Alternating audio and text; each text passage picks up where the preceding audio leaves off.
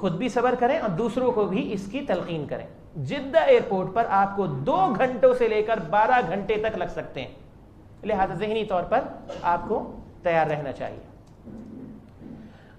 عمرہ کا جہاں تک تعلق ہے, یعنی آپ نے اب عمرہ کرنا ہے تو اس تعلق سے 4 باتیں ہیں جنہیں آپ سمجھ لیں. عمرے میں 4 باتیں: احرام اور تلبیہ, طواف, سعی اور بال منوانا. احرام اور تلبیہ, اس بات کا ذکر کیا جا چکا ہے کہ اگر آپ میقات سے باہر, یعنی میقات سے باہر ہیں, تو پھر میقات سے گزرنے سے پہلے احرام باندھ لیں. آپ سب میقات سے باہر ہیں, یہاں سے جائیں گے تو میقات پر پہنچنے سے پہلے آپ احرام باندھ لیں. اگر آپ میقات کے اندر ہوں, جیسے مثال کے طور پہ اگر کوئی جدہ کے اندر رہتا ہے تو جدہ میقات کے اندر ہے, تو وہ حرم مکہ سے باہر ہو تو جہاں سے وہ عمرے کی نیت کرے گا وہ وہاں سے احرام باندھے گا. لیکن یہ اس کے لیے ہے جو مقیم ہے وہاں پر. ایسا نہیں ہے کہ آپ جدہ پہنچیں اور آپ سمجھیں کہ اب تو آپ میقات کے اندر ہیں لہذا آپ وہیں سے احرام باندھیں, کیونکہ کچھ لوگ ایسا بھی کرتے ہیں, یہ مناسب نہیں, کیونکہ آپ میقات سے گزر رہے ہیں اور آپ حج اور عمرے کی نیت سے ہیں, لہذا گزرنا بغیر احرام کے جائز نہیں ہے. جو لوگ وہاں رہتے ہیں تو یہ ان کے حوالے سے ہے. اگر آپ حرم مکہ میں ہوں تو حرم سے باہر آ کر عمرے کا احرام پہنیں. یہ بھی اس کے لیے ہے کہ جو حرم کے اندر, یعنی مکہ کے اندر جو مقیم ہے, حدود حرم میں وہ رہتا ہے, اور اگر وہ شخص عمرہ کرنا چاہتا ہے تو اس کے لیے حدود حرم سے باہر نکل کر عمرے کا احرام پہننا ضروری ہے. اور اس کے لیے قریب ترین جو مقام ہے وہ مسجد تنعیم ہے, جسے مسجد عائشہ کہا جاتا ہے. البتہ مسجد عائشہ سے عمرہ کرنے میں علماء میں شدید اختلاف ہے اور اکثر علماء نے اس سے منع فرمایا ہے. بہت آپ یہ دیکھیں گے جب آپ وہاں پر پہنچیں گے تو آپ دیکھیں گے بہت سارے لوگ جو ہے وہ اپنا کیا کہتے ہیں مسجد عائشہ سے عمرہ کر رہے ہیں, روزانہ عمرہ کر رہے ہیں. لہذا میں نے پہلے آپ کو یہ بات بتائی تھی کہ دیکھیں لوگوں کی دیکھا دیکھی آپ نے نہیں کرنا. مسجد عائشہ سے جو عمرہ ہے اس کے بارے میں شدید اختلاف ہے اور اکثر علماء اس سے منع کرتے ہیں. اور اس کے بارے میں یہ عرض کر دوں کہ مسجد عائشہ میقات نہیں ہے اور عمرے کے لیے پراپر میقات سے احرام باندھنا ضروری ہے. اب سوال یہ پیدا ہوتا ہے پھر یہ لوگ کیوں مسجد عائشہ سے عمرہ کرتے ہیں؟ کیونکہ آپ کو پتہ ہے سیدہ عائشہ رضی اللہ تعالی عنہا کی روایت گزری ہے کہ جب وہ حج پہ تھیں, ان کے ایام شروع ہو گئے, حج کمپلیٹ ہو گیا, اس کے بعد انہوں نے اللہ کے پیغمبر سے کہا, اللہ کے پیغمبر سب عمرہ اور حج دونوں کر کے جا رہے ہیں اور میں صرف حج کر کے جا رہی ہوں. تو اللہ کے پیغمبر علیہ السلام نے ان کے بھائی سیدنا عبد الرحمن سے کہا, عبد الرحمن اپنی بہن یعنی سیدہ عائشہ کو لے جاؤ اور یعنی حدود حرم سے باہر لے جاؤ اور وہاں سے یہ احرام اپنا کیا کہتے ہیں احرام کی نیت کریں اور پھر ان کو عمرہ کرا لا. تو عبد الرحمن ان کو لے گئے, ان کے بھائی جو ہیں, اور پھر سیدہ عائشہ نے جس جگہ سے احرام باندھا, یعنی حرم آپ سمجھیں کہ مکہ کے اطراف میں حرم سے باہر نکلنے کی سب سے قریب ترین جو لوکیشن ہے وہ ہے. اس لیے سیدہ عائشہ وہاں گئی تھیں اور اسی لیے وہیں پر مسجد عائشہ بنا دی گئی ہے. یہ مسجد عائشہ پہلے سے موجود نہیں ہے, یہ بعد میں بنائی گئی ہے, یہ بھی ذہن میں رکھیں. یہ وہ جگہ تھی جہاں سے سیدہ عائشہ نے احرام باندھا تھا. لہذا اس کو بنیاد بنا کر ایک عمل رواج پا گیا ہمارے معاشرے کے اندر کہ سب جو ہیں اب عمرہ جو ہے, جنہوں نے عمرہ کر لیا, بڑا عمرہ کر لیا, اب چھوٹے عمرے کے نام سے وہ جگہ مشہور ہو گئی. اب لہذا بہت سارے ہی حجاج, یعنی وہاں پر بھی رش ہوتا ہے جس طرح میقات پر پراپر میقات پر رش ہوتا ہے, اب سب وہاں پر پہنچے ہوتے ہیں اور ڈیلی ہر دوسرے دن وہاں سے عمرہ کر رہے ہوتے ہیں. لہذا میں یہاں آپ کو ایک اصولی قاعدہ دینا چاہتا ہوں, اس چیز کو آپ سمجھ لیں. دوران حج حتی الامکان کوشش کریں کہ اختلافی امور میں مبتلا ہونے سے بچیں. جن مسائل میں اختلاف ہے اس سے نکلنے کی کوشش کریں. یعنی اس مسئلے میں آپ کو سمجھاتا ہوں کہ مسجد عائشہ سے عمرہ کرنے سے اختلاف ہے نا, لیکن اس بات پہ کسی کا اختلاف نہیں ہے کہ آپ طواف کریں, اور مکہ میں سب سے افضل ترین عبادت کیا ہے؟ طواف ہے. لہذا آپ اختلاف کو چھوڑیں اور آپ وہ کام کریں جس پر اتفاق ہے اور وہ سب سے افضل بھی ہے. لہذا آپ طواف کریں, روزانہ ہر نماز کے ساتھ طواف کریں یا اس سے زیادہ طواف کریں, جتنا چاہیں آپ طواف کریں, کوئی حرج کی بات نہیں ہے. تو لہذا یہ ایک بات تو یہ ہے. دوسری بات اس حوالے سے میں ضرور عرض کر دوں, وہ یہ ہے کہ عبد الرحمن جو سیدہ عائشہ رضی اللہ تعالی عنہا کے بھائی ہیں, وہ اپنی بہن کو لے کے گئے, انہوں نے پورا عمرہ کرایا انہیں, لیکن خود عمرہ نہیں کیا. یہ بہت بڑی دلیل ہے. وہ تو ساتھ تھے نا اپنی بہن کے, وہ چاہتے تو عمرہ کر سکتے تھے. اس سے اہل علم نے یہ مفہوم اخذ کیا ہے کہ ایک مخصوص معاملہ تھا اور ایک مخصوص اجازت تھی جو سیدہ عائشہ کو دی گئی، اور اسی کو سیدنا عبد الرحمن نے سمجھا، کیونکہ اگر انہوں نے یہ سمجھا نہ ہوتا تو یعنی آپ سمجھے صحابہ ہم سب میں سب سے زیادہ حریص تھے خیر کے کام کرنے پر. ایسا کیسے ہو سکتا ہے کہ کسی کو موقع مل جائے عمرہ کرنے کا اور وہ عمرہ نہ کرے؟ لہذا انہوں نے عمرہ نہیں کیا. بہرحال اس سے اجتناب کرنا ضروری ہے، واللہ تعالی اعلم.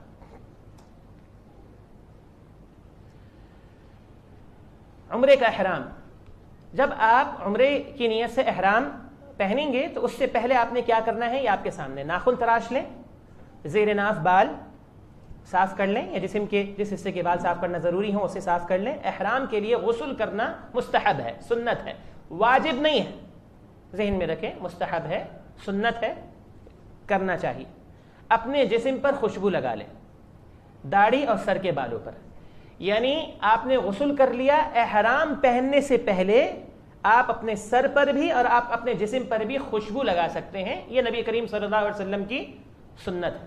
لیکن وہ ایسی نہ ہو کہ جو یعنی آپ یہ سمجھیں کہ اتنی زیادہ، اور وہ نہ ہو کہ جو آپ کے احرام پر لگ جائے. احرام کی چادریں پہن لیں. احرام کی 2 رکعت نماز ثابت نہیں ہے. احرام کی نیت سے 2 رکعت پڑھنا، جس طرح بہت سارے لوگ کرتے ہیں، احرام انہوں نے غسل کر لیا، احرام کی تیاری کر لی، احرام پہن لیا، اب وہ 2 رکعتیں پڑھتے ہیں. لہذا احرام کی 2 رکعتیں یہ ثابت نہیں ہے، اس سے اجتناب کرنا چاہیے. یہ ترتیب وار طریقہ ہے احرام پہننے کا.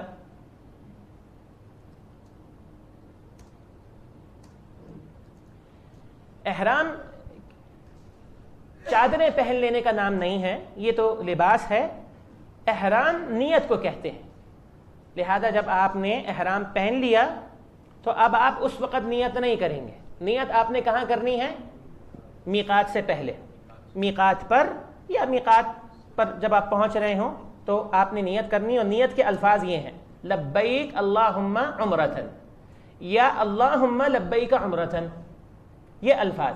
اور سمجھ لیں کہ حج اور عمرہ یہ 2 ایسے عمل ہیں جن کے لیے الفاظ سے نیت کرنا باقاعدہ ثابت ہے. حج اور عمرے کے علاوہ کسی عبادت کی نیت کرنا الفاظ میں اللہ کے پیغمبر سے ثابت نہیں. لہذا یہ یہاں پر آپ الفاظ سے نیت کریں گے: لبیک اللہم عمرتن، اے اللہ میں عمرے کی نیت کر کے حاضر ہوں. لبیک کا مطلب کیا ہے؟ اللہ میں حاضر ہوں عمرے کی نیت کر کے. اب آپ پر احرام کی پابندیاں شروع ہو گئی ہیں. نیت کے بعد، نیت کرنے کے بعد بلند آواز سے صرف مرد حضرات تلبیہ پڑھیں. یہاں پر رک کر میں تھوڑا سا یہ ذکر کر دوں کہ نیت ادا کرنے کے ساتھ تلبیہ پڑھنا، اس میں اختلاف ہے اہل علم کا کہ یہ ضروری ہے یا نہیں ہے. واللہ تعالی عالم. میں نے آپ سے کہا نا کہ اختلاف سے نکلیں اور کوشش کریں کہ جو عمل اپنا کیا کہتے ہیں کرنا ہے اسے کریں، جس عمل کو چھوڑنا ہے اسے چھوڑیں. تو اس پر تو سب متفق ہیں کہ جی تلبیہ کہنا چاہیے، لیکن اختلاف اس میں ہے کہ اگر کسی نے تلبیہ نہیں کہا تو کیا اس کی نیت ہو گئی یا نہیں ہو گئی. لہذا کہنے پر سب متفق ہیں. تو آپ نے اللہم لبیک عمرتن کہا، اس کے فوراً بعد مرد حضرات بلند آواز سے تلبیہ کہیں: لبیک اللہم لبیک لبیک لا شریک لک لبیک ان الحمد والنعمت لک والملک لا شریک لک. اللہ میں حاضر ہوں، تیرا کوئی شریک نہیں، میں حاضر ہوں. بے شک تمام نعمتیں اور ساری بادشاہت تیرے ہی لیے ہے اور تیرا کوئی شریک نہیں ہے. خواتین بھی اس موقع پر آہستہ آواز میں یا دل میں یہ تلبیہ اپنی زبان سے ادا کریں گی. نیت کریں اور اس کے بعد تلبیہ ادا کریں. اس کے بعد کیا ہے؟ اب آپ جب تک کعبہ کو نہیں دیکھ لیتے تب تک آپ نے تلبیہ ادا کرتے رہنا ہے. جب تک آپ کعبہ کو نہیں دیکھ لیتے. مرد حضرات کوشش کریں کہ جتنا ہو سکے بلند آواز سے تلبیہ کہیں. خاص طور پر ان موقعوں پر تلبیہ ضرور پڑھیں. سفر کے دوران جب کوئی بھی چڑھائی ہو یا اترائی ہو اس دوران کیا کریں؟ تلبیہ پڑھیں. کسی اور قافلے سے جب آپ مل رہے ہوں تو تلبیہ پڑھیں. کسی سے ملاقات ہو رہی ہو، ایک قافلہ دوسرے قافلے سے، ایک گروپ دوسرے گروپ سے مل رہا ہے تو تلبیہ پڑھیں. فرض نمازوں کے بعد اس کا اہتمام کریں، تلبیہ کا اہتمام کریں. یعنی اگر آپ کعبہ پہنچنے سے پہلے فرض نمازوں کا وقت ہوتا ہے، آپ فرض نماز ادا کرتے ہیں، تو اس کے بعد تلبیہ پڑھیں۔ نبی کریم صلی اللہ علیہ وسلم کا فرمان ہے کہ سب سے افضل حج وہ ہے جس میں خوب زور سے تلبیہ پڑھا جائے اور قربانی کی جائے۔ لہذا شرمانے کی ضرورت نہیں ہے، جھجکنے کی ضرورت نہیں ہے۔ ہاں البتہ اس بات کا ضرور خیال رکھیں کہ کسی کو تکلیف نہ ہو۔ زور سے پڑھنے کا مطلب چیخنا نہیں ہوتا، جس طرح ہمارے ہاں ہے نا کہ آمین زور سے کہنی ہے، لیکن ہمارے ہاں کچھ لوگ جو ہیں وہ چیختے ہیں۔ چیخنے میں اور زور سے بولنے میں فرق ہے، لہذا آپ بلند آواز سے تلبیہ پڑھیں۔ اللہ کے پیغمبر نے فرمایا سب سے افضل حج وہ ہے جس میں خوب زور سے تلبیہ پڑھا جائے اور قربانی کی جائے۔ تلبیہ پڑھنا مسنون ہے، لیکن بعض علماء نے اسے واجب بھی قرار دیا ہے، لہذا اس کا خیال رکھنا چاہیے جیسا کہ میں نے ذکر کیا۔ با جماعت ہو کر تلبیہ پڑھنا یا ایک شخص پڑھائے اور باقی اس کے پیچھے پڑھیں، یہ بدعت ہے، اور اس کے ایک مظاہر آپ خوب دیکھیں گے۔ یا تو سب مل کر با جماعت تلبیہ پڑھ رہے ہوں گے، یا پھر ایک تلبیہ پڑھے گا اور باقی اس کے پیچھے جو ہے وہ اس کو فالو کر رہے ہوں گے۔ اس عمل سے اجتناب کریں۔ تلبیہ اپنا اپنا پڑھنا ہے، بلند آواز سے پڑھنا ہے، اور اس عمل سے اجتناب کریں کہ تلبیہ با جماعت پڑھا جائے یا ایک شخص پڑھے اور باقی اس کے پیچھے پڑھیں۔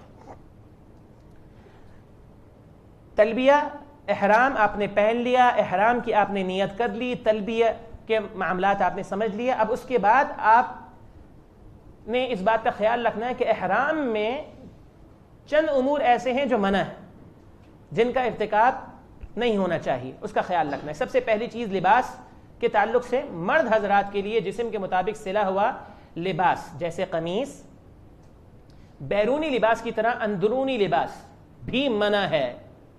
سمجھ لیں اس بات کو، صرف 2 چادروں کے علاوہ کچھ نہیں ہونا چاہیے جسم پر۔ ہاں سلا ہوا کچھ بھی نہیں پہن سکتے، نہ ظاہری اعتبار سے نہ اندرونی اعتبار سے۔ سر کو ڈھانپنا نہیں ہے، کوشش کریں کہ چادر جو ہے اس کا آپ کو خیال رہنا چاہیے، لازمی خیال رکھیں کہ وہ چادر سر پہ نہ آ جائے۔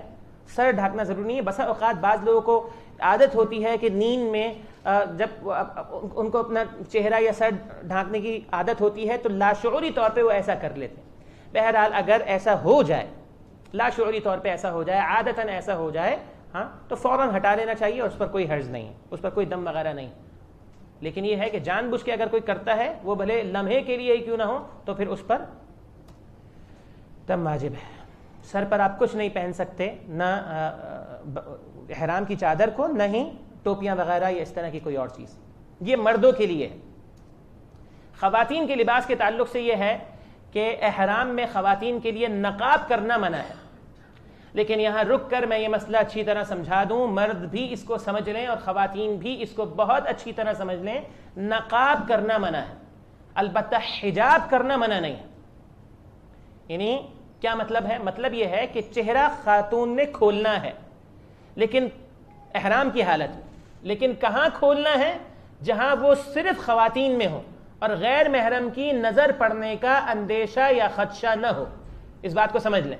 اور اس کی دلیل سیدہ عائشہ رضی اللہ تعالی عنہا کی وہ روایت ہے جس میں وہ فرماتی ہیں، ازواج مطہرات کا عمل ہے جس میں ازواج مطہرات کہتی ہیں کہ احرام کی حالت میں وہ بیت اللہ کا طواف کیا کرتی تھیں، اور جب مرد حضرات سامنے آتے تھے تو وہ اپنی اوڑھنیوں کو جو ہے وہ اپنے چہروں پر گرا لیا کرتی تھیں، یعنی چہروں کو چھپاتی تھیں۔ کب؟ طواف کے دوران، احرام کی حالت میں۔ اور جب مرد سامنے سے چلے جاتے تھے تو وہ اپنے چہروں کو کھول لیا کرتی تھی۔ لہذا اس میں ضابطہ کیا ہے؟ اس میں ضابطہ یہ ہے کہ احرام کی حالت میں خاتون کہیں پر بھی ہو، احرام کی حالت میں، لیکن بغیر احرام کے تو کوئی ہے ہی نہیں نا، کوئی اشکال ہی نہیں ہے، بغیر احرام کے تو چہرہ چھپانا ہی چھپانا ہے۔ احرام کی حالت میں اگر خواتین میں ہو تو چہرہ نہیں چھپائیں گی، چہرہ کھلی رکھیں گی، اور اگر کسی ایسی جگہ پر ہوں احرام کی حالت میں جہاں پر مردوں کی نظر پڑنے کا خدشہ نہ ہو، جیسے مکہ کے اندر سیپریٹ پورشن ہے خواتین کے، لیکن وہاں پر بھی آپ یہ کہہ لیں کہ ایک طرح سے یہ خدشہ ہوتا ہے کہ مردوں کی نظریں پڑیں۔ خاتون خود اس بات کا فیصلہ کرے گی کہ میں ایسی جگہ پر ہوں جہاں پر مردوں کی نظر مجھ پہ نہیں پڑ رہی، ہاں تو وہ اپنے چہرے کو احرام کی حالت میں کھلا رکھے گی، اور جہاں مردوں کی نظریں پڑنے کا خدشہ ہو، ہاں وہاں پر وہ اپنے چہرے پر حجاب کرے گی، جس کی تصویر میں نے آپ کے سامنے دی ہوئی ہے۔ اس کو لے لیں اور اس کا اہتمام کریں۔ جب مثال کے طور پہ اپنا کیا کہتے ہیں خواتین ساتھ ہوں گی آپ انہیں سمجھا سکتے ہیں. میں آپ کو ذرا بتا دوں کہ جب مثال یہ ایک ایسا ہے جو وہاں آپ کو جگہ جگہ ملے گا, یہاں پر بھی ملے گا اگر آپ پہلے سے لے لیں, کیونکہ ہمارے ہاں بہت سی خواتین نقاب کرتی ہیں نا, جس کو جو ہے باقاعدہ جو ہے وہ کلپ کیا جاتا ہے یا پہنا جاتا ہے. یہ ایک حجاب ہے جو یہاں بھی مل جاتا ہے, وہاں بھی بڑی آسانی سے مل جاتا ہے. طریقہ کیا ہے کہ جب خواتین کے اندر ہوں احرام کی حالت میں یا مردوں کی نظر پڑنے کا خدشہ نہ ہو تو اٹھا لیا, چہرہ کھول لیا, اور جب اپنا مرد سامنے آنے کا یا ان کی نظر پڑنے کا خدشہ ہو تو پھر اس کو گرا لیا. اور اس حوالے سے آپ یہ دیکھیں گے کہ ایک چیز یہ ہے کہ جی کپڑا چہرے پر لگنا نہیں چاہیے, بعض ہیٹ والے وہ پہنتے ہیں, تو اس میں بھی کوئی شرعی کوئی یعنی کہ ایسی اتنی وہ نہیں ہے, کیونکہ جو خواتین ایسا کرتی ہیں وہ ان کے چہرے چھپتے نہیں ہیں, کیونکہ ویسے ہی یہاں پر ایک کیا کہتے ہیں آپ سمجھ لیں کہ ہیٹ کا جو آگے کا ایک سلسلہ آ جاتا ہے, جب وہ اس کو گراتی ہیں تو ان کے چہرے خالی ہو جاتے ہیں. تو اس بات کو بھی خوب اچھی طرح سمجھ لیں. لباسی کے تعلق سے عمومی طور پر مرد اور خواتین دونوں کے لیے دستانے پہننا منع ہے, ایسے جوتے پہننا منع ہے جو ٹخنوں کو ڈھک لیں, یہ لباس کے تعلق سے. خوشبو دونوں کے تعلق سے مرد اور عورت دونوں کے لیے حرام ہے احرام کی حالت میں. کپڑوں پر لگی ہو تو دھونا واجب ہے. اگر مثال کے طور پہ کپڑوں پر لگ جائے, یعنی احرام کی چادر پر لگ جائے یا خواتین کے کپڑے پر لگ جائے تو اسے دھونا واجب ہے. اگر احرام سے پہلے جسم پر لگی ہو تو کوئی حرج نہیں ہے, جیسا کہ ذکر کیا گیا. احرام کے دوران خوشبو والا صابن, شیمپو, کریم بھی استعمال نہ کریں, یا جو بھی ایسی پروڈکٹس ہیں جو آپ کے اس کے تعلق سے ہیں, میک اپ وغیرہ کے تعلق سے ہیں, جن میں ہلکی سی مائنر سی بھی اگر خوشبو ہے, پرفیوم ہے, تو اس سے اجتناب کرنا ضروری ہے. یہ چیز ہوتی ہے کہ لاشعوری طور پر آپ جہاں جاتے ہیں وہاں پر جو ہے وہ صابن موجود ہوتے ہیں, ہلکا سا ہاتھ لگ گیا تو کوئی بات نہیں ہے, لیکن یہ ہے کہ کوشش کریں کہ اس کو یاد رکھیں. آپ خوشبو کے تعلق سے میں یہاں یہ بھی ذکر کر دوں, حجر اسود پر بہت خوشبو ہوتی ہے, ہر وقت خوشبو ہوتی ہے, لہذا کوشش کریں کہ احرام کی حالت میں اس کے قریب نہ جائیں. احرام کی حالت میں قریب سے میری مراد اس کو چومنے کی کوشش نہ کریں, کیونکہ آپ کریں گے تو خوشبو آپ کے اس پہ لگے گی. صفائی ستھرائی کے تعلق سے ناخن تراشنا, جسم کا کوئی بال توڑنا یا کاٹنا احرام کی حالت میں یہ منع ہے. اگر جان بوجھ کر ایسا کیا تو احرام کا فدیہ ادا کرے گا. نکاح اور نکاح کے متعلقات, نکاح کے تعلق یا اس کے تعلق سے کچھ بھی ہو, سب منع ہے. جیسے حالت احرام میں نکاح کرنا, کسی کا نکاح پڑھانا, کسی کو نکاح کا پیغام بھیجنا. اگر نکاح کیا یا کسی کا پڑھایا تو نکاح ہی باطل ہے, احرام کی حالت میں نکاح نہیں ہوتا. شکار, حالت احرام میں خشکی کا شکار حرام ہے. حدود حرم میں بھی شکار کرنا حرام ہے. اگر شکار کر لیا تو اس جانور کے برابر فدیہ ادا کرنا ہوگا جس جانور کو شکار کیا ہے. کیڑے مکوڑے یا مکھی مارنے کا کوئی فدیہ نہیں. ایسے جانور جو موذی ہوں اسے مارنا جائز ہے, جیسا کہ میں نے ذکر کیا, جو تکلیف دہ ہوں. ازدواجی تعلقات, حالت احرام میں میاں بیوی کے جو بھی تعلقات ہیں وہ حرام ہیں. وہ تعلقات کسی بھی سطح پر ہوں, ابتدائی سطح پر ہوں یا پھر مکمل تعلقات ہوں. اگر کسی شخص نے عمرے کے طواف سے پہلے, اس مسئلے کو سمجھ لیں, اگر کسی شخص نے عمرے کے طواف سے پہلے یہ تعلقات, جسمانی تعلقات قائم کر لیے تو اس کا عمرہ باطل ہو جائے گا. عمرہ ہی باطل ہے, اور اسے 3 کام کرنے ہوں گے. عمرہ مکمل کرنا ہوگا, دوسرا عمرہ بھی کرنا ہوگا اس کی جگہ, اور ایک جانور قربان بھی کرنا ہوگا, یعنی دم بھی دینا ہوگا. اگر طواف کرنے کے بعد, یعنی عمرے کا طواف کرنے کے بعد اور احرام کھولنے سے پہلے یہ جسمانی تعلق قائم کیا تو اس کا عمرہ تو باطل نہیں ہوگا, البتہ فدیہ اس کو دینا ہوگا, دم دینا ہوگا, ایک جانور قربان کرنا ہوگا. حج کے تعلق سے اگر کسی شخص نے حج میں وقوف عرفہ سے پہلے جسمانی تعلق قائم کر لیے تو اس کا حج باطل ہو جائے گا, اور اسے 3 کام کرنے ہوں گے. حج مکمل کرے گا, اس کی جگہ پر دوسرا حج کرے گا, اور نمبر 3 ایک جانور ذبح کرے گا. اگر وقوف عرفہ کے بعد اور طواف افادہ سے پہلے یہ تعلق قائم کیا تو اس کا حج باطل نہیں ہوگا, البتہ ایک جانور قربان کرے گا. احرام کے اندر جائز امور کون سے ہیں؟ چھتری یا کسی اور سایہ دار چیز سے سایہ حاصل کرنا، اس میں کوئی شرعن قباحت نہیں ہے. سر پر سامان رکھنے میں بھی کوئی قباحت نہیں ہے. احرام کی جو چادریں ہیں اگر آپ انہیں چینج کرنا چاہیں، مثال کے طور پہ حج کے اندر شاید آپ کو اس کی ضرورت پڑے کہ میلی ہو جاتی ہیں یا اللہ نہ کرے اس پر کوئی ایسی چیز لگ جائے، اگر آپ چینج کرنا چاہیں یا بغیر کسی وجہ کے چینج کرنا چاہیں تو اس میں شرعن کوئی قباحت نہیں ہے. آپ احرام کی چادریں چینج کر سکتے ہیں، ایک ہوں یا دونوں. خواتین بھی جیسے لباس ہیں وہ چینج کر سکتی ہیں. اسی طرح گھڑی ہے پہن سکتے ہیں آپ. یہ آپ کو یہ جو ایئر فون دیے میں اس وجہ سے دیے میں کہ ان میں کیا ہے، یہ سر پر آ رہے ہیں تو لہذا انہیں بھی آپ استعمال کر سکتے ہیں. بیلٹ ہے یا انگوٹھیاں وغیرہ ہیں انہیں آپ پہن سکتے ہیں. گلاسز ہیں انہیں آپ استعمال کر سکتے ہیں، بھلے سن گلاسز ہوں یا جو آپ نظر کے لیے پہنتے ہیں وہ ہوں. ایسے جوتے پہننا جو ٹخنوں کو نہ ڈھکیں، یعنی اپنا یہ تصویر جو ہے وہ اس کی ہے کہ جو جائز نہیں ہے، یہ نہ سمجھیں کہ یہ جائز ہے اس لیے بنا دی، ٹخنوں کو ڈھکنا ہے. ہاں یہ دونوں میں فرق آ گیا، یہ ٹخنوں کو نہیں ڈھک رہے یا جو ٹخنوں کو ڈھک رہے ہیں. احرام کے دوران غلطیوں کا ارتکاب ہوتا ہے، وہ کیا ہے؟ بغیر احرام کے میقات سے گزر جانا، اس سے ایک واجب رہ جاتا ہے اور فدیہ واجب ہو جاتا ہے. یہ سمجھنا کہ احرام دراصل 2 چادروں کا نام ہے. صحیح بات کیا ہے کہ عمرہ یا حج کی نیت ہی دراصل احرام ہے. احرام صرف چادر پہننے کا نام نہیں ہے، نیت کرنا اور الفاظ سے نیت کرنا اور اس کے ساتھ تلبیہ پڑھنا ضروری ہے. یہ سمجھنا کہ احرام کے لیے 2 رکعت ادا کرنا ضروری ہے، ضروری تو دور، احرام کی نیت سے 2 رکعت ادا کرنا جائز بھی نہیں ہے کیونکہ یہ عمل بدعت ہے، نبی علیہ الصلوۃ والسلام سے ثابت نہیں ہے. احرام کی کوئی نماز اللہ کے پیغمبر سے ثابت نہیں ہے. یہ سمجھنا کہ غسل یا وضو احرام کے لیے شرط ہے، نہیں. آپ بغیر وضو کے بھی احرام پہن سکتے ہیں، چاہے جائے کہ آپ بغیر غسل کے پہنے. البتہ یہ ذکر ہو گیا کہ غسل یا وضو یہ سنت ہے، مستحب ہے، واجب یا شرط نہیں ہے.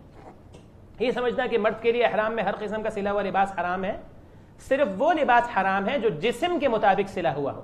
اسی لیے جب آپ بیلٹ وغیرہ پہنتے ہیں، صحیح ہے، آپ اسے پہننے کے بعد اسے آپ ٹائٹ کرتے ہیں، اس کے مطابق نہیں وہ ہوتی. اس طرح اور چیزیں ہیں تو اس میں کوئی شرعن قباحت نہیں ہے. خاتون کا یہ سمجھنا کہ مخصوص ایام میں وہ احرام نہیں پہن سکتی اور بغیر احرام کے میقات سے گزر جانا. مخصوص ایام میں خاتون صرف طواف نہیں کر سکتی، باقی ہر عمل کرے گی، صحیح ہے. اور حج کے اندر اضافہ کر لیں کہ طواف کے ساتھ ساتھ حج یا عمرہ ہو، اس کے ساتھ ساتھ صفا مروہ کی سعی. صفا مروہ کی سعی کے لیے طہارت ضروری نہیں ہے، لیکن صفا مروہ کی سعی کی اس وجہ سے آج یہ بات کہی جا رہی ہے کہ وہ مسجد کا حصہ بن گئی ہیں اور مسجد میں داخل ہونا اس کے لیے جائز نہیں ہے. خواتین کے لیے احرام کا کوئی لباس خاص کرنا یا سفید رنگ مخصوص کرنا، یہ سوچ بھی غلط ہے. خواتین اپنے عام لباس میں بھی احرام کی نیت کر سکتی ہیں، البتہ وہ لباس چہرے اور ہاتھوں کے علاوہ باقی اعضاء کو اچھی طرح ڈھانپ لے، یہ ضروری ہے. مسجد حرام کی طرف روانگی، آپ نے اب یہ عمرے کے تعلق سے آپ نے عمرہ لباس، نیت، الفاظ، تلبیہ اور آپ نے منع کردہ امور اور جائز امور سمجھ لیے. اب آپ روانہ ہو گئے مسجد حرام کی طرف. یہ آپ کے سامنے ایک نقشہ ہے اور یہ بیت اللہ ہے، یہ صفا ہے، یہ مروہ ہے، یہ باب عبدالعزیز ہے اور یہ دیگر ابواب ہیں حرم کے. یہ مقام ہے نبی کریم صلی اللہ علیہ وسلم کی جائے پیدائش جو صفا سے تھوڑا سا صفا کی طرف ہے، تھوڑا سا آگے بڑھ کر، جہاں پر آج لائبریری بنا دی گئی ہے اور مکتبہ ہے. یہ ملک عبداللہ، کنگ عبداللہ کی جو بھی ایک اپنا کیا کہتے ہیں توسیع ہے جو انہوں نے کی تھی، یہ اس حوالے سے ہے. ابھی تو بہت اپنا کیا کہتے ہیں چینج آ گیا ہے، یہ پچھلے سال کی معلومات ہیں، پورا نقشہ ہے. یہ ذرا سمجھنا، اندر کی چیزیں جو ہیں وہ اگلے اس میں آ رہی ہیں، وہ میں آپ کو سمجھا دوں. یہ دیکھیں، یہ باب کعبہ ہے، کعبہ کا دروازہ ہے. یہ مقام ابراہیم ہے، یہ حطیم ہے، یہ جو دیوار ہے یہ حطیم ہے اور اس کے اندر کا حصہ خانہ کعبہ کا حصہ ہے. حجر اسود ہے، یہ رکن یمانی ہے. دروازے کے ساتھ جو کونا ہے اس میں حجر اسود ہے اور اس سے پہلے جو ہے رکن یمانی ہے. رکن یمانی سے جو پہلے ہے اسے رکن شامی کہا جاتا ہے اور رکن شامی سے پہلے یعنی حجر اسود سے پہلے جو آتا ہے اسے رکن عراقی کہا جاتا ہے. یہ صفا کی جانب راستہ ہے، یہ باب فہد کی جانب، باب عبدالعزیز کی جانب. یہاں بس ایک چیز میں ذکر کر دوں اور وہ یہ ہے کہ حجر اسود اور یعنی کہ جو وہ شروع ہوگا، آپ کا جو طواف شروع ہوگا وہ حجر اسود سے شروع ہوگا، اور حجر اسود سے شروع ہونے کے بعد آپ جو ہے وہ رکن عراقی کی طرف جائیں گے. بہرحال وہاں پہنچیں گے تو آپ کو یہ سمجھ میں آ جائے گا. البتہ طواف کے دوران جو ہے وہ حتیم کے اندر سے گزرنا جائز نہیں ہے، اس چیز کو نوٹ کر لیں. حتیم کے اندر آپ نہیں جا سکتے. جس طرح بعض لوگ دوران طواف حتیم کے اندر چلے جاتے ہیں اور 2 رکعت نماز ادا کرتے ہیں. حتیم کا جو اندر کا حصہ ہے چونکہ وہ کعبہ کے اندر کا حصہ ہے، لہذا آپ طواف کے دوران نہ جائیں. اگر آپ چلے گئے تو آپ کو پیچھے وہیں آ کر جہاں سے آپ کیا کہتے ہیں آپ نے طواف چھوڑا تھا وہیں سے آپ کو آ کر چکر کو اپنا مکمل کرنا ہوگا. طواف قدوم اس طواف کو کہا جاتا ہے جو عمرے کا طواف ہو. مسجد حرام کی طرف آپ کی روانگی ہے، حجر اسود ہے، طواف ہے، طواف کے اندر استباع و رمل ہے اور طواف کی 2 رکعتیں ہیں. اس کی ڈیٹیل یہ ہے کہ جب آپ مکہ میں داخل ہوں تو اس سے پہلے غسل کرنا مسنون ہے. سیدنا عبداللہ بن عمر رضی اللہ تعالی عنہما سے یہ بات ثابت ہے کہ ایک تو وہ احرام سے پہلے غسل کر کے مکہ کی طرف روانہ ہوتے، مکہ میں داخل ہونے سے پہلے وہ غسل کرتے تھے. لہذا ایک مستحب عمل ہے، بتا دیا گیا ہے آپ کو. میں بھی اگر آپ مثال کے طور پر مکہ پہنچتے ہیں، اپنے ہوٹل میں آپ نے سامان وغیرہ رکھا اور آپ مکہ میں جانے سے پہلے اگر غسل کرنا چاہیں تو اس میں شرعاً کوئی قباحت نہیں ہے، بلکہ اچھی بات ہے اگر آپ کو موقع مل جاتا ہے. مسجد حرام میں داخل ہوتے وقت سیدھا پاؤں اندر رکھیں اور یہ دعا پڑھتے ہوئے داخل ہوں: اعوذ باللہ العظیم وبوجہہ الکریم وسلطانہ القدیم من الشیطان الرجیم، بسم اللہ والصلاۃ والسلام علی رسول اللہ، اللہم افتح لی ابواب رحمتک. کوشش کریں اس دعا کو یاد کریں. مسجد حرام کی طرف روانگی، جب بیت اللہ پر نظر پڑے تو ہاتھ اٹھا کر دعا مانگے. یہ عمل سیدنا عبداللہ بن عباس رضی اللہ تعالی عنہما سے ثابت ہے. البتہ اس کے لیے خاص دعا ثابت نہیں، لہذا آپ جو مانگنا چاہیں وہ آپ مانگ سکتے ہیں. یہ جسے ہم کہتے ہیں نا کہ پہلی نظر اگر کعبہ پر پڑے تو اس پہلی نظر میں دعا مانگنی چاہیے یا نہیں مانگنی چاہیے، نبی علیہ السلام سے اس کا ثبوت ہم تک نہیں پہنچا ہے.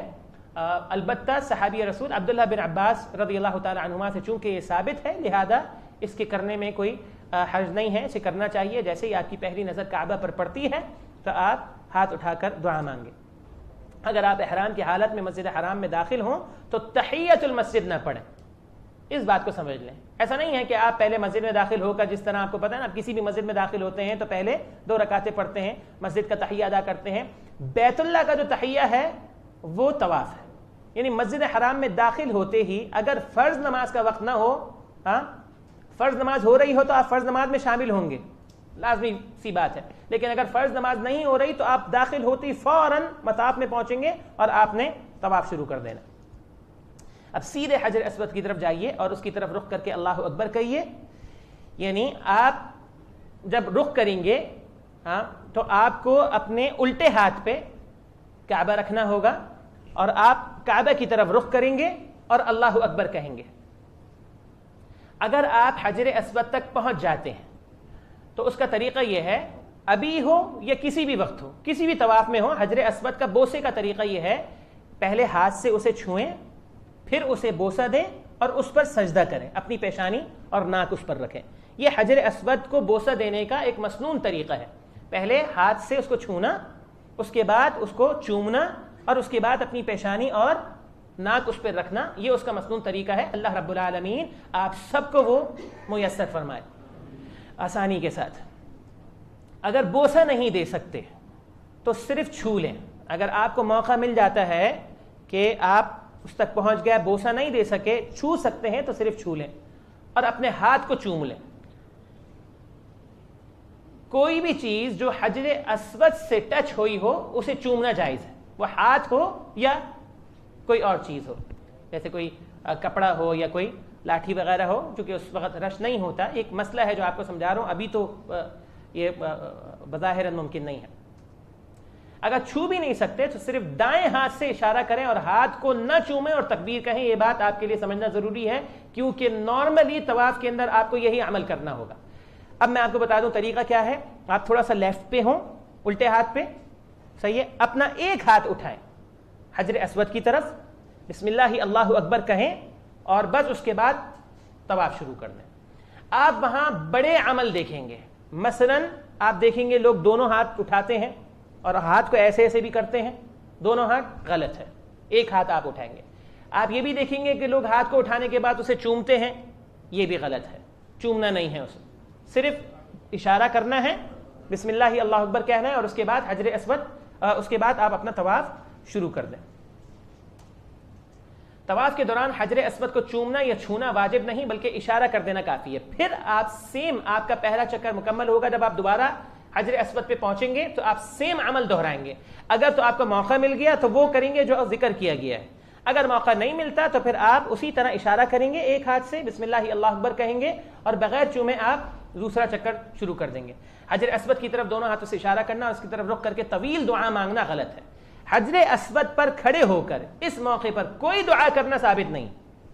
لہذا بلکہ میں آپ کو بتا دوں کہ اگر آپ لمحہ بھر کے لیے بھی جان بوجھ کے لیے رکتے ہیں تو وہ جو پیچھے سے پورا ایک پریشر آ رہا ہے نا, تو اس پریشر کو ڈیولپ کرنے میں آپ اپنا کردار ادا کر رہے ہیں. لہذا کوشش کریں وہاں رکیں نہ, اور رک کر وہاں پر دعائیں نہ کریں, کیونکہ یہ عمل ویسے ہی خلاف شرع ہے. لیکن جب رش ہو بہت زیادہ جیسا کہ آپ کو ملے گا تو اس دوران اس عمل کی قباحت اور بھی بڑھ جاتی ہے. کیونکہ جب آپ دیکھیں گے, جب آپ اپنا چکر شروع کریں گے طواف کا, جیسے ہی آپ حجر اسود تک پہنچیں گے تو سلو ہو جائے گا, آپ کی رفتار سلو ہو جائے گی اور وہاں پر پہنچ کر آپ کو شاید رکنا پڑے, کیونکہ لوگ ایسا کرتے ہیں. اگر سب اس کا خیال رکھیں تو طواف کا چکر بڑی آسانی کے ساتھ مکمل ہو جائے. رکنا نہیں ہے, آپ نے اپنے طواف کو جاری رکھنا ہے. اگر حجر اسود پر رش ہو تو کسی مسلمان کو دھکا دے کر اور اذیت دے کر حجر اسود کو چومنا باعث اجر نہیں ہے بلکہ باعث گناہ ہے. اس بات کو سمجھ لیں. دیکھیں یہاں کو سمپل سا آسان سا قاعدہ بتا دوں. حجر اسود کو چومنا سنت ہے, واجب تو نہیں ہے نا, شرط تو نہیں ہے, لیکن حجر اسود کو چومنے کے لیے کسی کو تکلیف دینا حرام ہے. لہذا ایک سنت اپنانے کے لیے حرام کا ارتکاب کریں, یہ غلط ہے. اس کے دو نقصان ہوں گے. ایک تو اس عمل کا ثواب آپ کو نہیں ملے گا, بلکہ دوسرا کیا ہوگا, دوسرا آپ اپنے سر گناہ لے کے جائیں گے. اور اس موقع پر, اور ہم نے اپنی آنکھوں سے ایسے مناظر وہاں دیکھے ہیں, خواتین تک جب اس طرح کرتی ہیں, کتنے مردوں کے ساتھ, یعنی کہ آپ سمجھیں کہ وہ اپنا کیا کہتے ہیں, وہ لگتی ہیں اور پھر بسا اوقات سر سے رپٹہ اور عبایا تک جو ہے نا وہ اپنا کیا کہتے ہیں اتر جاتا ہے. لہذا خواتین تو بہت خیال رکھیں. ہاں اگر موقع مل جاتا ہے تو بہت اچھی بات ہے, ورنہ اللہ رب العالمین دلوں کے حال کو جانتا ہے اور اللہ رب العالمین بے حد حساب دینے والا ہے. یہ بھی کہ آپ کی نیت ہے, آپ کو موقع نہیں مل سکا اور آپ ایک عمل کو اس وجہ سے نہیں کر رہے کہ اس کو کرنے کے لیے آپ کو گناہ کا ارتکاب کرنا پڑ رہا ہے, تکلیف دینی پڑ رہی ہے, ہاں تو آپ اس کو نہیں کر رہے, تو آپ کو وہ ثواب اللہ ویسے ہی انشاءاللہ اللہ سے خیر کی امید رکھیں کہ آپ کو وہ مل جائے گا. حجر اسود کو بوسہ دینے کی, چھونے کی ایک فضیلت ہے. نبی علیہ السلام نے فرمایا کہ اللہ تعالیٰ اس پتھر کو قیامت کے دن زندہ کرے گا, اس کی آنکھیں ہوں گی, زبان ہوگی, اور یہ ہر اس شخص کے لیے گواہی دے گا جس نے ایمان کے ساتھ چھوا ہوگا. ایک اور حدیث میں آتا ہے کہ آپ نے فرمایا حجر اسود اور رکن یمانی کو چھونے سے گناہ مٹ جاتے ہیں. ایک فضیلت ہے, اگر آپ کو آسانی سے مل جاتی ہے تو آپ اس فضیلت کو کرنے کی کوشش کریں, حاصل کرنے کی. حجر اسود جنت کا پتھر ہے جو کہ بالکل سفید تھا, اس کو انسانوں کے گناہوں نے سیاہ کر دیا. حجر اسود اب چھوٹے چھوٹے پتھروں کی شکل میں ہے, اور اس کی وجہ کیا ہے, یعنی پہلے یہ ایک ہی پتھر تھا, اب آپ جب دیکھیں گے نا تو وہ آپ کو اس کو مختلف پیسز نظر آئیں گے, ٹکڑے نظر آئیں گے. اس کی وجہ کیا تھی, اس کی وجہ یہ تھی کہ ایک موقع تھا جس پہ آگ لگ گئی تھی, اس کی وجہ سے یہ ڈیمیج ہوا. موقع پر سیلاب آیا, اس کی وجہ سے یہ ہوا. اور ایک وقت آیا کہ جب کرامتیوں کا دور آیا. کرامتی یہ خود کو جو ہے وہ آپ یہ کہہ لیں کہ اہل بیت میں شمار کیا کرتے تھے اور اپنے آپ کو سیدہ فاطمہ رضی اللہ تعالی عنہا کی اولاد ہونے کا دعویٰ کرتے تھے. اور انہوں نے ایک وقت آیا کہ جب حجر اسود کو بیت اللہ سے چرا لیا, اور تقریباً کئی سال, تقریباً 30-32 سال حجر اسود جو ہے, یعنی وہ جو مقام ہے کعبہ کا, وہ بغیر حجر اسود کے رہا اور ان کرامتیوں کے پاس رہا عراق میں اور مختلف جگہوں پر. اور اس کے بعد جب اس سے اس کو حاصل کیا گیا اور حاصل کرنے کے بعد واپس اس کو جگہ پر لگایا گیا, اس دوران جو ہے حجر اسود جو ہے وہ ٹوٹ پھوٹ کا جو ہے وہ شکار ہوا. اور یہ تاریخ میں آپ یہ کہہ لیں کہ یہ پہلا ایسا موقع تھا جس موقع پر حجر اسود کو جو ہے نا وہ اس کی جگہ سے جو ہے نا وہ اس طرح جو ہے وہ چرایا گیا، اور یہ کرنے والے بھی کلمہ گو تھے، اور وہ لوگ تھے جو خود کو جو ہے نا وہ اپنا کیا کہتے ہیں آپ کہہ لیں کہ فکری اعتبار سے جو ہے نا وہ شیعان علی کہا کرتے تھے اور حامیان اہل بیت کہتے تھے، اور انہوں نے نہ صرف یہ کیا بلکہ بہت بھی کچھ کیا وہاں پر۔ کرامتیوں کے حوالے سے یہ تاریخ ہے جسے آپ پڑھ بھی سکتے ہیں۔ ان ٹکڑوں کو اب ایک چاندی کے فریم میں مضبوط سیمنٹ سے جوڑ دیا گیا ہے، اور یہ ان کی شکل ہے۔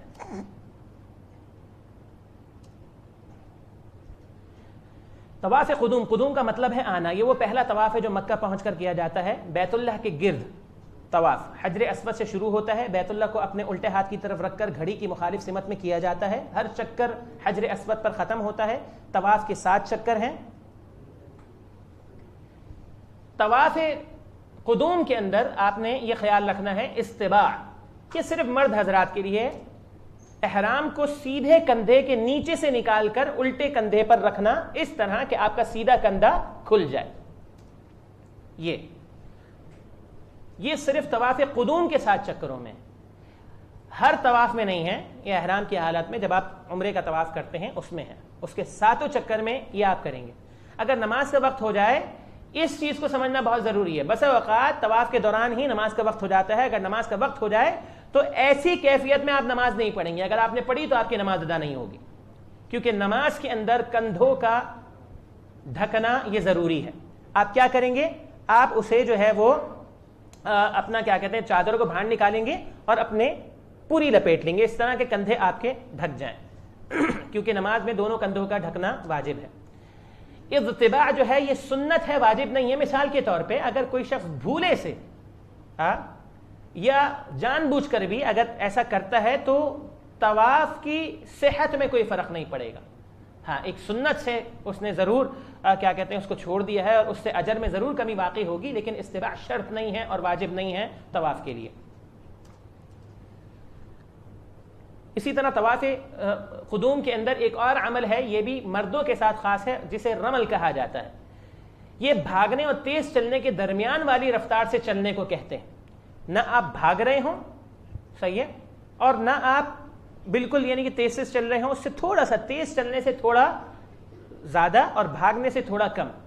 آسان سے الفاظ میں جس کے اندر قدم چھوٹے چھوٹے ہوں اور آپ کی اپنا کیا کہتے ہیں اسپیڈ زیادہ ہو، اور آپ کی اسپیڈ چلنے میں ہو، دوڑنے میں نہ ہو۔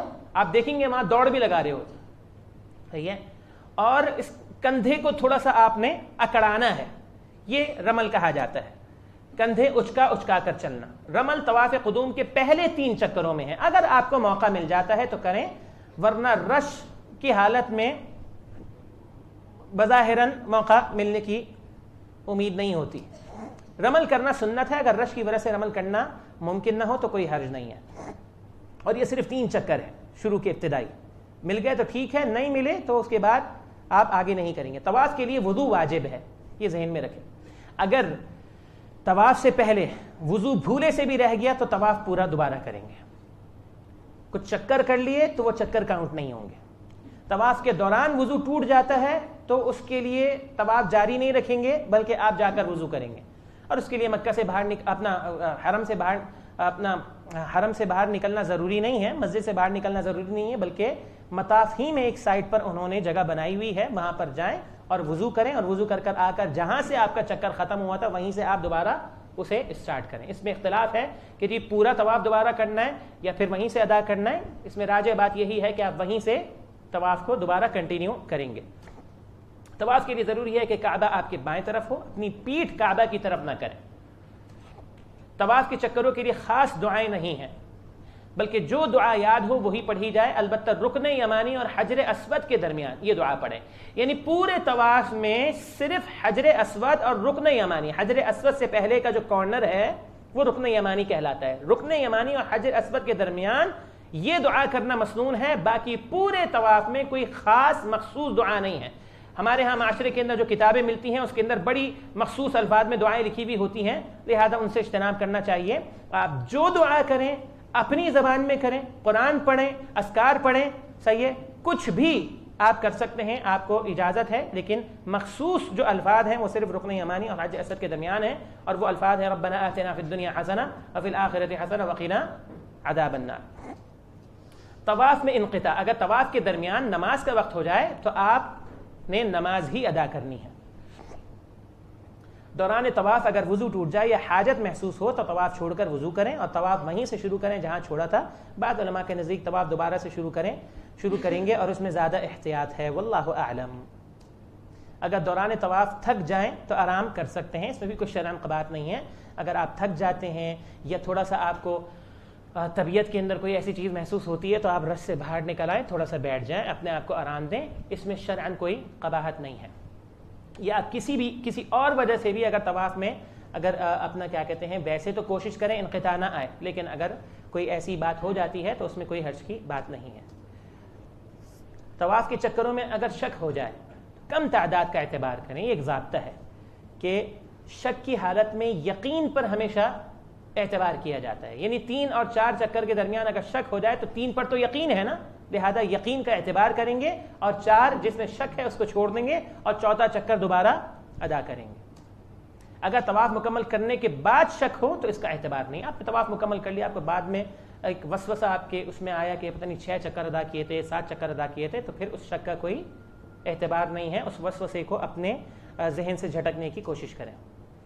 ملتزم، کعبہ کے دروازے اور حجر اسود کے درمیان جگہ کو ملتزم کہا جاتا ہے۔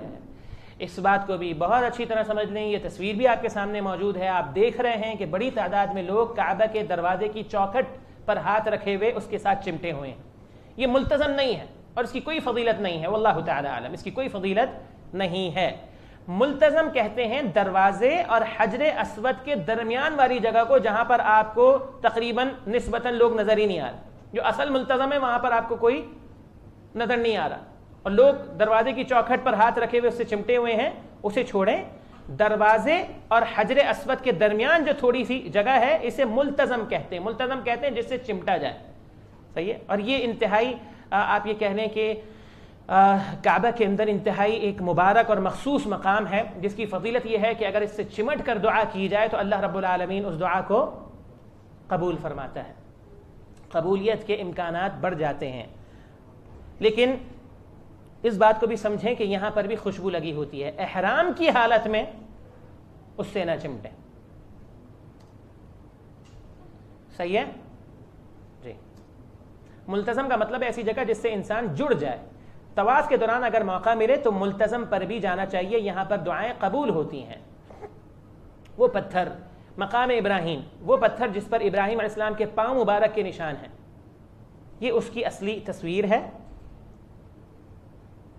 طواف مکمل ہونے کے بعد یہ آیت پڑھتے ہوئے مقام ابراہیم کی طرف جائیے، وَاتَّخِذُوا مِن مَقَامِ إِبْرَاهِيمَ مُصَلًّى، وَاتَّخِذُوا مِن مَقَامِ إِبْرَاهِيمَ مُصَلًّى، اس کا معنی ہے اللہ فرماتا ہے کہ تم مقام ابراہیم کو نماز کی جگہ بناؤ،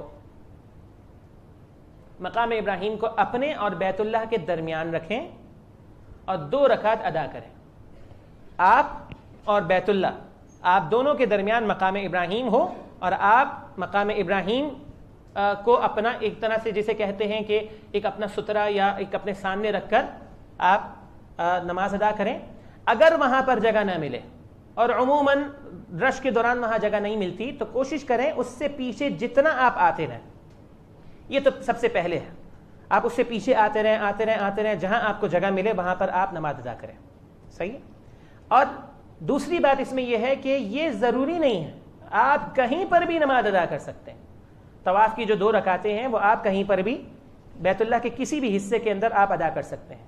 تیسری بات اس حوالے سے یہ ہے کہ مرد بھی اور خواتین بھی اس بات کا خیال رکھیں وہ کسی ایسی جگہ نماز ادا نہ کریں جس جگہ پر مردوں کے لیے خواتین کا یا خواتین کے لیے مردوں کا آنا جانا ہو، کیونکہ وہاں آپ کسی کو ہاتھ سے روک نہیں سکتے، اور نہیں آپ وہاں پر اس حدیث پر عمل کر سکتے ہیں کہ جو سامنے سے گزرے اور تم اس کو روکو، وہ نہ روکے تو اس کو زبردستی روکو، یہ آپ وہاں نہیں کر سکتے۔ اس کا حل کیا ہے کہ آپ خود وہاں سے ہٹ جائیں، صحیح ہے۔ اور کوشش کریں کوئی ایسی جگہ، اگر مقام ابراہیمی کے پیچھے آتے آتے آپ کو کوئی ایسی جگہ نہیں ملتی تو اس سے کہیں بہتر ہے کہ آپ کسی ایسی جگہ کو اختیار کریں کہ آپ کے سامنے سترہ بھی ہو اور وہاں پر آپ کی نماز کے دوران مرد کے لیے عورت یا عورت کے لیے مرد کے گزرنے کا کوئی خدشہ بھی نہ ہو. یہ سب سے بہتر ہے. پہلی رکعت میں سورۃ الکافرون، طواف کے بعد کی جو 2 رکعتیں ہیں اس میں آپ نے سورۃ الکافرون پہلی رکعت میں اور دوسری رکعت میں سورۃ الاخلاص پڑھنی ہے. اگر رش کی وجہ سے جگہ نہ ملے تو مسجد حرام میں کہیں بھی یہ 2 رکعتیں ادا کی جا سکتی ہیں. یہ ایک آپ کے سامنے ایک تصویر ہے اور یہی منظر آپ کو وہاں پر ملے گا. آپ دیکھیں کہ بالکل بھی جگہ نہیں ہے اس کے پیچھے. وہ زمزم، وہ چشمہ جو اسماعیل علیہ السلام کی ایڑیاں رگڑنے سے ظاہر ہوا، یہ اس کی ایک اصل ایک پکچر ہے آپ کے سامنے. اور اب اسے جو ہے بیت اللہ کے یعنی کہ آپ سمجھیں کہ اس کا جو اصل جو مقام تھا اسے اوپر سے ڈھک دیا گیا ہے، پیک کر دیا گیا. اس پر یہ علامت موجود ہے، یہ نشانی بیت اللہ میں موجود ہے اس پر. طواف کی 2 رکعتیں ادا کرنے کے بعد زمزم کا پانی پئیں اور تھوڑا سا پانی سر پر ڈالیں. یہ مسنون ہے. آپ نے طواف کر لیا، طواف کے بعد 2 رکعتیں آپ نے ادا کر لیں. اب آپ نے کیا کرنا ہے؟ صفا مروہ کی طرف جانا ہے. جانے سے پہلے زمزم پئیں تھوڑا سا، اور تھوڑا سا سنت پر عمل کرنے کے لیے اس کو سر پر ڈالیں. لیکن اگر آپ نہیں کرتے تو اس میں کوئی حرج نہیں ہے، لیکن مسنون عمل ہے. پھر دوبارہ حجر اسود کی طرف جائیں، اللہ اکبر کہہ کر اسے چھوئیں. اگر ایسا ممکن نہ ہو تو کوئی حرج نہیں. یہ چیز بہت سے لوگوں کو نہیں پتا. طریقہ یہ ہے، مسنون طریقہ یہ ہے کہ آپ کے 6 چکر مکمل ہو گئے، 7واں چکر جب آپ کا مکمل ہو تو مکمل کرنے کے بعد پھر آپ نے کیا کرنا ہے؟ آپ نے اپنا کیا کہتے ہیں طواف کی 2 رکعتیں پڑھنی ہیں، اور اس کے بعد آپ نے یہ زمزم والا عمل کرنا ہے. اور اس کے بعد پھر آپ حجر اسود پہ جائیں گے اور وہاں جا کر آپ نے اسے چھونا ہے.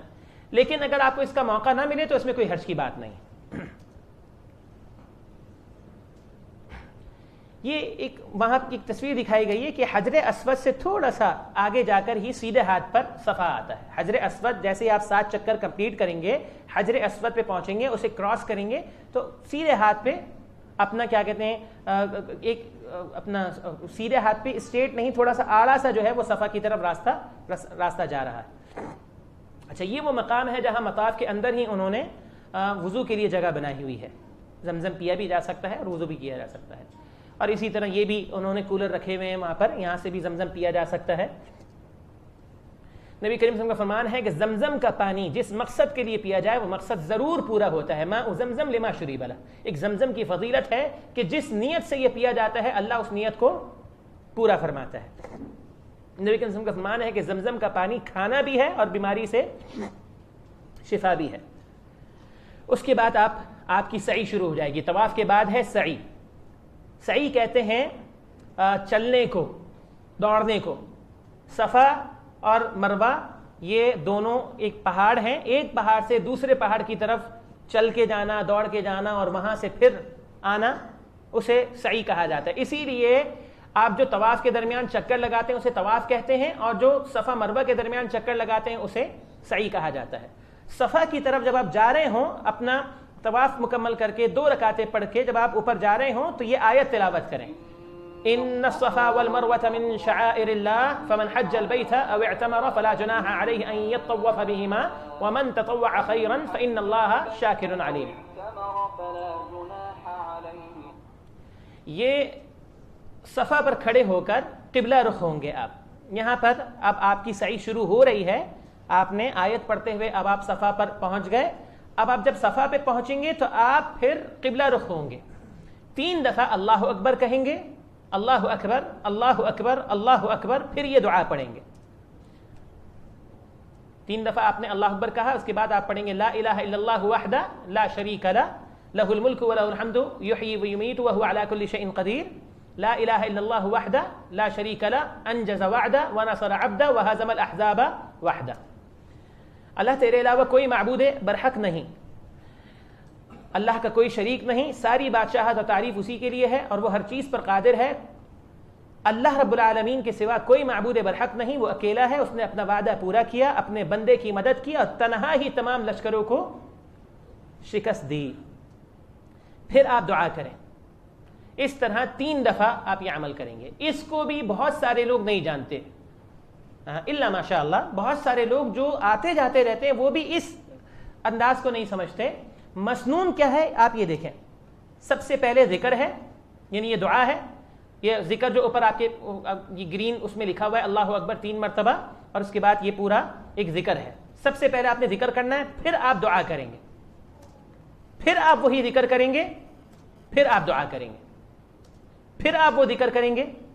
یہ سلسلہ ہے.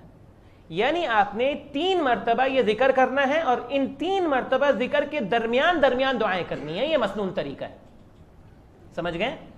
صفا پر پہنچے، اپنا رخ قبلے کی طرف کیا، ذکر کیا، دعا کی، اس کے بعد پھر ذکر کیا، پھر دعائیں کی، اور اس کے بعد اپنی دعا کا اختتام ذکر پر کریں گے. ابتدا بھی ذکر سے ہوگی، اختتام بھی ذکر سے ہوگا، بیچ میں 1 مرتبہ ذکر کریں گے، اور ان کے دوران دعا کریں گے 2 مرتبہ. یہ مسنون عمل ہے، واجب نہیں ہے. اگر کوئی شخص 3 مرتبہ ذکر کر کے گزرنا چاہے گزر سکتا ہے، لیکن اگر کوئی دعا کرنا چاہے تو اس کے لیے مسنون طریقہ یہ ہے. لہذا اس طریقے کو آپ اپنائیں. یہ آپ صفا پہ کریں گے، رکیں گے، قبلہ رخ ہوں گے، یہ عمل کریں گے، اور اس کے بعد اب آپ مروہ کی طرف روانہ ہوں گے. پھر مروہ کی طرف چلیں. 2 سبز نشان آئیں گے، ان کے درمیان صرف مرد حضرات تیز بھاگیں گے.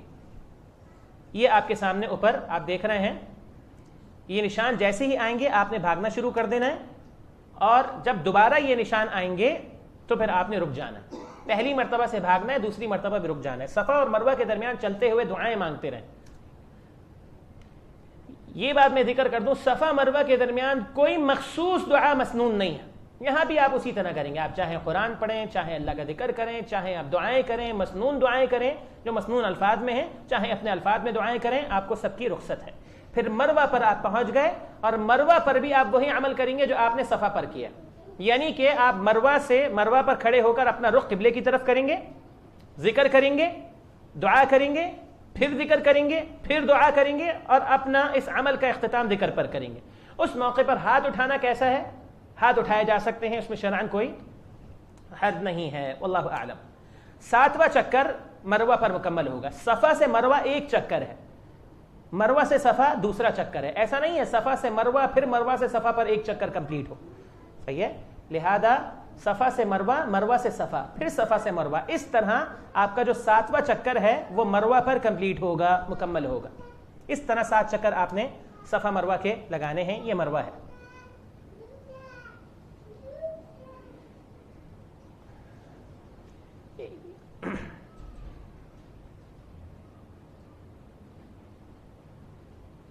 یہ آپ اس طرح صفا پہ پہنچے. یہ آپ نے اپنی سعی شروع کی.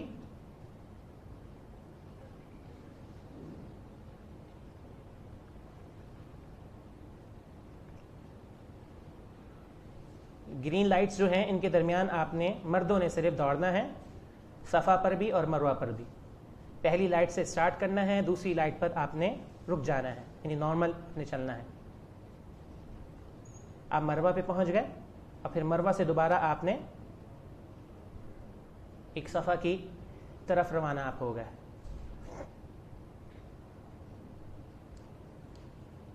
پھر گرین لائٹس آ گئیں، آپ نے تیز چلنا یا بھاگنا شروع کر دیا. اس کے بعد جب دوبارہ لائٹس آئیں تو آپ پھر نارمل اپنی روٹین پر آ گئے، چلنا شروع کر دیا آپ. اچھا، یہاں پر میں ایک اور آپ کو مسئلہ بتا دوں، یہ ہے کہ صفا مروہ اگر آپ تیزی سے کمپلیٹ کرنا چاہیں تو اس میں شرعاً کوئی قباحت نہیں ہے. یہ آخری چیز ہے جو ہم کر کے اپنے اس سیکشن کو مکمل کرتے ہیں. صفا مروہ پر جو غلطیاں کی جاتی ہیں، صفا اور مروہ پر رفع الیدین کرنا، آپ دیکھیں گے تو یہ بہت عام ہو گیا ہے، بہت زیادہ. اتنی جہالت عام ہو گئی ہے کہ یقین جانیں کہ ایسا لگتا ہے جیسے یعنی کہ جو صحیح عمل کرنے والے ہیں نا وہ بہت کم نظر آتے ہیں، اور ایسا لگتا ہے جیسے وہ غلط ہے. جو غلط کرنے والے ہیں وہ بہت زیادہ آپ کو نظر آئیں گے. آپ دیکھیں گے بہت لوگ ہاتھ اٹھاتے ہیں وہاں پر اور کعبہ کی طرف اشارہ کرتے ہیں. صرف دعا کے لیے ہاتھ اٹھانے چاہیے بس. صفا سے لے کر مروہ تک بھاگتے ہیں، یعنی کنٹینیو آپ بھاگ رہے ہیں. یہ عمل بھی آپ وہاں پر دیکھیں گے، جس کو ویسے تو رش ہوتا ہے تو بہت اب نہیں ہے، لیکن رش نہ ہو تو یہ بھی نظر آتا ہے کہ اس طرح سعی مکمل کی جاتی ہے. صرف 2 سب نشانوں کے درمیان آپ نے بھاگنا ہے. بعض لوگ مخصوص کرتے ہیں ہر چکر میں سورہ بقرہ کی آیت تلاوت کرنا. یہ کون سی آیت؟ جو آپ نے صفا پر پہنچتے ہوئے، یعنی یہ جو آیت ہے نا ان الصفا والمروہ من شعائر اللہ، یہ آیت صرف پہلی مرتبہ جب آپ طواف کرنے کے بعد 2 رکعتیں پڑھنے کے بعد صفا کی طرف جا رہے ہیں، بس آپ نے اس وقت پڑھنی ہے، ہر مرتبہ صفا پر آپ نے یہ آیت نہیں پڑھنی، یہ آیت صرف پہلی مرتبہ صفا پر پڑھی جائے گی۔ صفا مروہ پر آپ یہ دیکھیں گے کہ جو کیفیت احرام کی طواف میں ہوتی ہے نا، وہی کیفیت بہت سارے لوگ کرتے ہیں، اپنا دایاں کندھا جو ہے وہ کھلا رکھتے ہیں، نہیں، استباع اسے کہتے ہیں، اور یہ صرف طواف قدوم میں ہے۔ طواف آپ کا کمپلیٹ ہو گیا، جب آپ نے طواف کی رکعتیں پڑھنی ہے تو اس کے لیے ہی آپ نے اپنے گندے کو ڈھک لینا ہے، اور اس کے بعد آپ کا کندھا ڈھکا رہے گا۔ ہاں اگر انسان گرمی کی وجہ سے کسی اور وجہ سے اگر اس کو کرتا ہے، یعنی مخصوص نیت سے نہیں ہونا چاہیے کہ جیسے آپ نے مخصوص نیت سے طواف میں کیا ہے۔ استباع صرف طواف قدوم میں ہے۔ اور آخری جو آپ کا عمل ہے وہ ہے بال منڈوانا۔ اگر آپ حج تمتع کر رہے ہوں تو سعی کے بعد آپ بال منڈوا لیں، کیونکہ آپ زیادہ تر لوگ یہاں سے جانے والے جو عمرہ کرتے ہیں اس کے بعد حج کرتے ہیں، حج تمتع ہی ہے، تو عمرہ کمپلیٹ کرنے کے بعد انہوں نے کیا کرنا ہے، انہوں نے سعی کے بعد جو ہے وہ اپنے بال کو منڈوانا ہے۔ اگر حج قران ہو تو سعی پر عمرہ ختم ہو جائے گا، جیسا کہ ذکر کیا گیا کہ آج تو قران نہیں ہے۔ بال منڈوانے کی زیادہ فضیلت ہے، البتہ چھوٹے کروانا بھی جائز ہے، اس چیز کو بھی سمجھ لیں، جائز ہے۔ اگر آپ نے حج کے بالکل قریب عمرہ کیا، یہ ایک آخری بات ہے، سمجھ لیں کہ اگر آپ نے بالکل، یعنی کہ جیسے آپ نے عمرہ کیا اور عمرہ کرنے کے بس 1-2 دنوں میں ہی جو ہے وہ حج آنے والا ہے، تو ایسی صورت میں آپ کیا کریں گے، آپ پھر عمرہ کرنے کے بعد سر منڈوائیں گے نہیں، کیونکہ آپ نے پھر حج میں سر منڈوانا ہے، تو اس کے لیے سر کے اندر بالوں کا ہونا ضروری ہے۔ تو ایسی صورت میں آپ کیا کریں گے، آپ بال چھوٹے کروائیں گے تاکہ حج میں آپ سر منڈوا سکیں۔ خواتین اپنی چٹیا کے آخر سے، یعنی اپنے بالوں کے نیچے سے بالکل تھوڑے سے بال کاٹ لیں، یہ اس کی ایک صورت ہے۔ یہاں پر آپ کا جو ہے وہ عمرہ جو ہے وہ مکمل ہو گیا۔ خلاصہ احرام، طواف، سعی، اگر آپ نے یہ ارکان ادا نہیں کیے تو آپ کا عمرہ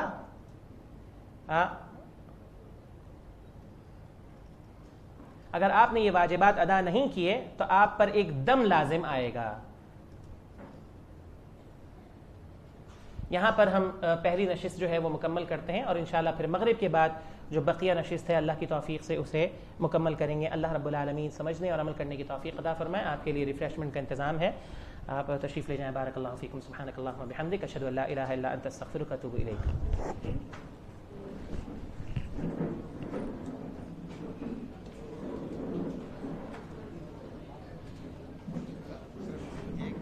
اعلان کر دیجیے گا کہ جو عورتیں خاص طور پہ حرم میں ساتھ نماز پڑھنے کا جو ہے نا، اس کو تھوڑا پیچھے جو نماز پڑھنے ہو جائے۔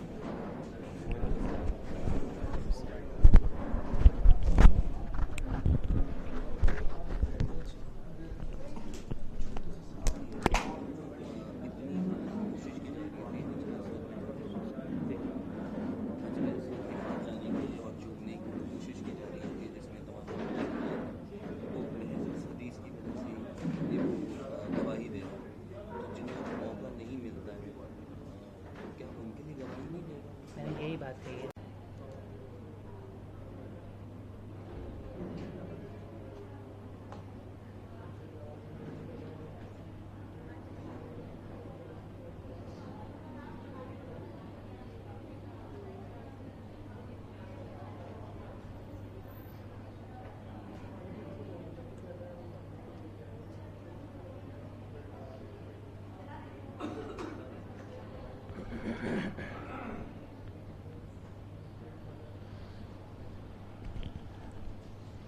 السلام علیکم ورحمۃ اللہ۔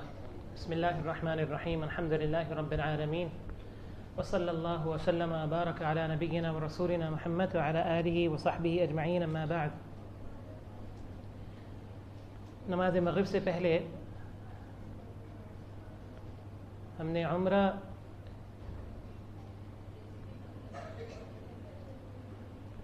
کے تعلق سے اپنی آخری بات کہی تھی۔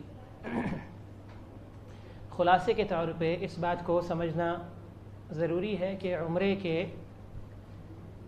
3 بنیادی ارکان ہیں، اور رکن کے تعلق سے یہ بات ہو چکی ہے کہ اگر رکن چھوٹ جائے، جان بوجھ کر ہو یا انجانے میں ہو، بھول کر ہی کیوں نہ ہو تو رکن کے رہ جانے سے وہ عمل باطل ہو جاتا ہے، اور اگر عمرے کا کوئی بھی رکن رہ گیا تو پھر عمرہ اپنی ادائیگی کے اعتبار سے باطل ہو جائے گا، اور اس کی جگہ پر دوسرا عمرہ کرنا ہوگا۔ احرام، طواف اور سعی، یہ 3 عمرے کے بنیادی ارکان ہیں۔ اگر آپ نے یہ ارکان ادا نہیں کیے تو آپ کا عمرہ ادا نہیں ہوگا۔ اسی طرح عمرے کے واجبات ہیں۔ پہلا واجب ہے میقات سے احرام کی نیت کرنا، جیسا کہ ذکر ہوا اگر آپ نے میقات سے احرام کی نیت نہیں کی تو آپ کے پاس 2 آپشن ہیں۔ بغیر احرام کے اگر کوئی بھی شخص میقات سے گزرتا ہے حج اور عمرے کی نیت کرنے والا، تو اس کے پاس 2 آپشن ہیں، یا تو وہ واپس جائے اور پھر میقات سے نیت کرے، یا پھر وہ جہاں ہے وہیں سے اپنا آگے کا عمل جاری رکھے اور نتیجے میں جو ہے وہ فدیہ ادا کرے، دم ادا کرے۔ اگر میقات کے اندر ہیں، جیسے کہ اہل جدہ میں رہنے والوں کا ذکر ہوا، تو حرم کے باہر سے عمرے کی نیت کریں گے، وہ حرم کے باہر سے عمرے کی نیت کریں گے۔ یہ عمرے کے واجبات میں سے پہلا واجب ہے۔ دوسرا واجب ہے بال منڈوانا یا چھوٹے کرانا، یہ کرنے ہیں۔ اور اگر کسی نے یہ واجبات ادا نہیں کیے تو پھر دم لازم ہوگا، جو مکہ میں ذبح کیا جائے گا، اور مکہ کی حدود میں ذبح کیا جائے گا اور فقراء مکہ میں تقسیم کیا جائے گا۔ مکہ میں رہائش، عمرے کی ادائیگی کے بعد مکہ میں ٹھہرنے کا وقت مل جائے تو اس کا زیادہ سے زیادہ فائدہ اٹھائیں۔ کوشش کریں کہ تمام نمازیں مسجد حرام میں ادا کریں۔ مسجد حرام میں 1 نماز کا ثواب 1,00,000 نماز کے برابر ہے۔ 1 نماز، کوئی سی بھی نماز ہو، فرض ہو، سنن ہو یا نوافل ہو، اس کے ادا کرنے کا ثواب 1,00,000 نماز کے برابر ہے۔ نفلی طواف کریں کثرت سے، اور ایک ہی دن میں کئی عمرہ کرنے سے صحابہ کرام رضوان اللہ مجمعین نے منع فرمایا ہے۔ اسی طرح مسجد عائشہ سے عمرے میں اختلاف بھی ہے، لہذا جو عمل جاری ہے، مروج ہے، رائج ہے، اس اعتبار سے تو اس سے اجتناب کریں۔ حتیم میں نماز ادا کرنا کعبہ کے اندر نماز ادا کرنے جیسا ہے، کوشش کریں، اور یہ تو سب کے لیے ممکن ہے، اس میں کوئی ایسے حرج کی بات نہیں ہے، اور ایسا بھی نہیں ہے کہ یہ حجر اسود کو بوسے دینے جیسا مشکل ہو، لہذا حتیم میں نماز ادا کرنے کی کوشش کریں۔ یہ حتیم ہے آپ کے سامنے، آپ دیکھ رہے ہیں کہ اس کے اندر لوگ نماز ادا کر رہے ہیں، خواتین بھی نماز ادا کرتی ہیں، یعنی آگے مرد ہوتے ہیں اور ان کے پیچھے خواتین ہوتی ہیں، اور اگر خواتین میں سے کوئی حتیم کے اندر جائے تو اس کو کوشش کرنی چاہیے کہ وہ بالکل پیچھے آ جائے اور پیچھے نماز ادا کرے، اور مردوں کو کوشش کرنی چاہیے کہ وہ آگے رہیں۔ علی الاطلاق عمومی اعتبار سے مردوں اور خواتین کو پورے حج میں یہ کوشش کرنی چاہیے کہ اختلاط نہ ہو، جہاں خواتین ہوں وہاں مردوں کو جانے سے احتراز کرنا چاہیے، جہاں مرد ہوں وہاں خواتین کو جانے سے احتراز کرنا چاہیے۔ بس اوقات ایسا بھی ہو جاتا ہے کہ ایک عمل آپ کی استطاعت سے باہر ہو جاتا ہے، آپ نماز ادا کر رہے ہیں، آپ کو پتہ بھی نہیں چلا کہ اچانک